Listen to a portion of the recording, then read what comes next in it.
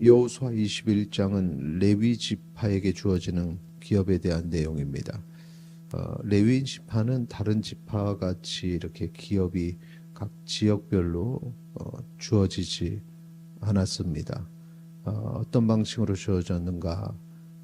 레위 지파가 족장들이 그 지파의 족장들이 자신들이 거주할 성읍과 목초지를 요구하니 각각의 다른 지파의 기업 중에서 레위 지파의 몫을 구별하라 이렇게 명령을 하십니다. 이게 3절의 내용이죠.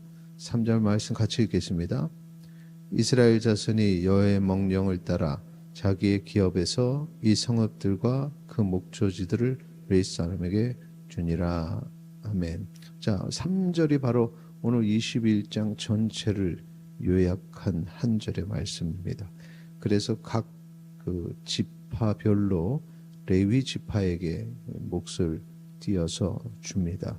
4장에서 7절까지 각 가족별로 지파에게 받은 성읍이 있음을 알려주고 8절에서 40절까지는 그것이 좀 더 구체적으로 기록이 되어 있죠. 그래서 그 내용들을 종합해서 말씀을 드리면은 먼저 레위 지파 그러면은 이제 그핫 자손 중에 대제사장 아론의 자손들이 있고 또 그 외에 남은 그핫 자손들이 있고 그 다음에 게르손 자손, 무라리 자손 이렇게 네 파트로 나눠지게 됩니다.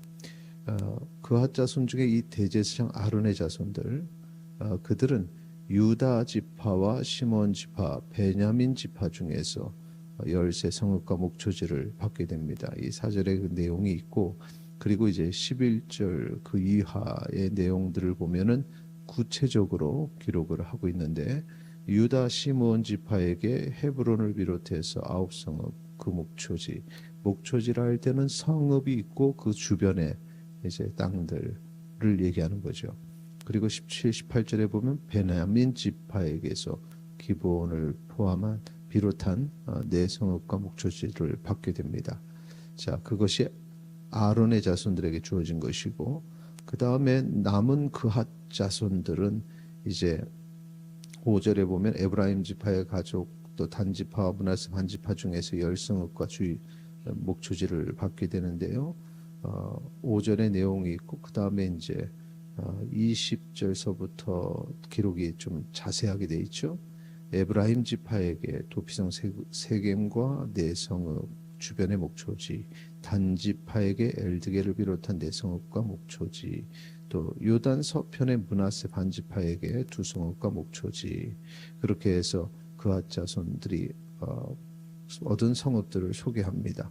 자, 세 번째 게르손 자손들인데 6절에 보면 이사갈 지파의 가족들과 아셀 지파와 납달리 지파와 바산의 그 므낫세 반지파 중에서 열세 성읍을 받습니다. 그리고 주변의 목초지를 받게 되는 거죠. 27절 이하에 구체적으로 기록이 되어 있습니다.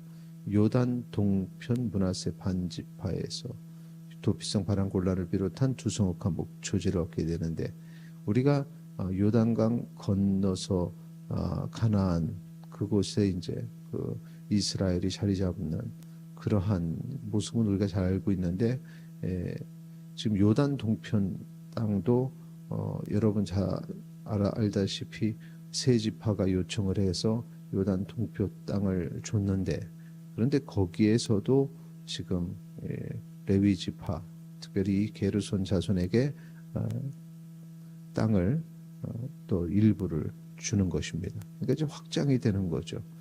전체적으로 보면은 요단 서쪽에 거할 것을 또 이 세 지파가 확장시키는 저 산지 계획되지 않았던 그 땅까지 다 이렇게 확장이 된 그런 모습을 우리가 또 볼 수 있습니다. 게르손 자손들 좀 구체적으로 보면은 27절서부터 요단 동편뿐만 아니라 28절에 이사갈 지파 그리고 30절에 아셀 지파 각각의 네 성읍씩 그리고 주변의 목초지입니다. 32절에는 납달리 지파에게서 도피성 갈릴리 게데스를 비롯한 세 성읍 그리고 주변 목초지 받았음을 우리가 알 수 있고 마지막으로 무라리 자손들 보면은 7절에 보면은 르벤 지파, 각 지파, 스불론 지파 중에 12성읍 목초지 받게 되는데 34절서부터 구체적으로 나와 있습니다. 스불론 지파에게서 네 성읍과 목초지, 또 36절 이하 르벤 지파에게서 도피성 베셀과 네 성읍 목초지, 38절 이하 갓 지파에게서 도피성 길랄 라모스 비롯한 네 성읍과 목초지, 41, 42절 우리 같이 읽도록 하겠습니다. 41절과 42절 레위 사람들이 이스라엘 자손의 기업 중에서 받은 성읍은 모두 48성읍이요 또 그 목초지들이라. 이 각 성읍의 주위에 목초지가 있었고 모든 성읍이 다 그리하였더라. 42절에 보면 각 성읍의 주위에 목초지가 있었다 이렇게 표현하고 있었고, 그래서 앞에 41절 보시면 전체 48성읍이 주어졌음을 우리에게 정리해서 알려주고 있습니다. 이 레위 자손이 받은 기업에 대한 특징은 무엇이냐? 앞에서 서두에서 말씀드렸던 것처럼 각 지파들이 이렇게 지역별로 아래 유다서부터 시작해서 이렇게 각각의 영역들을 이제 중심으로 모여서 그 땅을 기업으로 받았죠. 그런데 레위는 각각의 지파들에게서 받았기 때문에 이렇게 떨어진 곳에, 각각의 떨어진 곳에 레위 지파는 퍼지게 되는 것입니다. 그것이 무엇을 의미하느냐?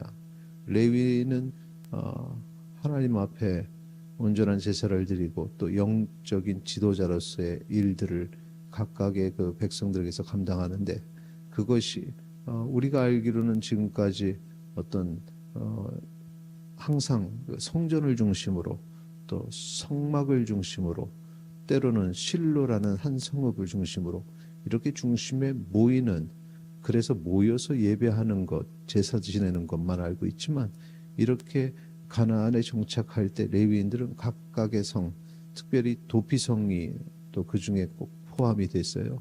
그래서 실질적인 삶에 있어서도 이 영적인 지도자들이 그들의 삶 속에 들어가서 삶을 가르치고 지도하고 그렇게 영적으로 이끌어갔다는 것을 오늘 이 본문을 통해서 알 수 있는 것입니다.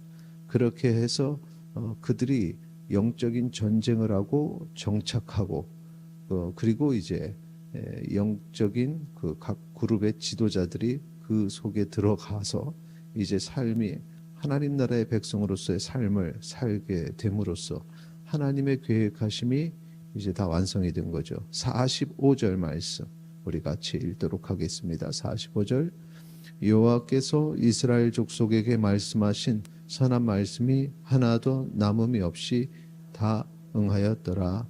아멘. 자, 이렇게 해서 하나님께서 그 기업을 지시고자 하셨던 계획이 완성되었다라는 것입니다. 이것을 통해서 우리를 향한 하나님의 계획하심을 알 수 있습니다. 세속의 땅 가나안, 그러나 영적 전쟁을 통해서 하나님 나라의 백성으로서 그 삶의 영역에서 승리하기를 원하십니다. 우리가 오늘 살아갈 때 여러분의 각자의 삶의 영역들이 믿는 자들만 함께하는 것이 아니라 세상 사람들이 많은 땅에서, 그 직장에서, 거하는 곳에서 살아가게 되죠. 그러나 그 속에서 영적인 전쟁, 그러니까 하나님 중심의 삶을 사시고 세속적인 모습이 아닌 거룩한 모습으로 살아가시기를 바랍니다. 그리고 그렇게 해서 끝나는 것이 아니라 그 삶의 중심에 항상 하나님 말씀이 자리 잡아서 영적으로 또 항상 믿음과 신앙적으로 그 삶이 항상 변화되는, 그래서 세상에서 살지만 하나님 나라의 백성으로서 살아가는 주의 백성 되시기를 축원합니다. 그것을 하나님께서 원하시고 그렇게 사는 자에게 하나님께서 약속된 복, 이스라엘에게 주신 복을 우리에게도 주실 것입니다. 그 복을 누리시는 성도님들이 되시기를 축원합니다. 이 시간에 함께 기도하겠습니다. 오늘 하루도 그 속에서 하나님의 영광을 위해서 살게 하소서 함께 기도하시겠습니다.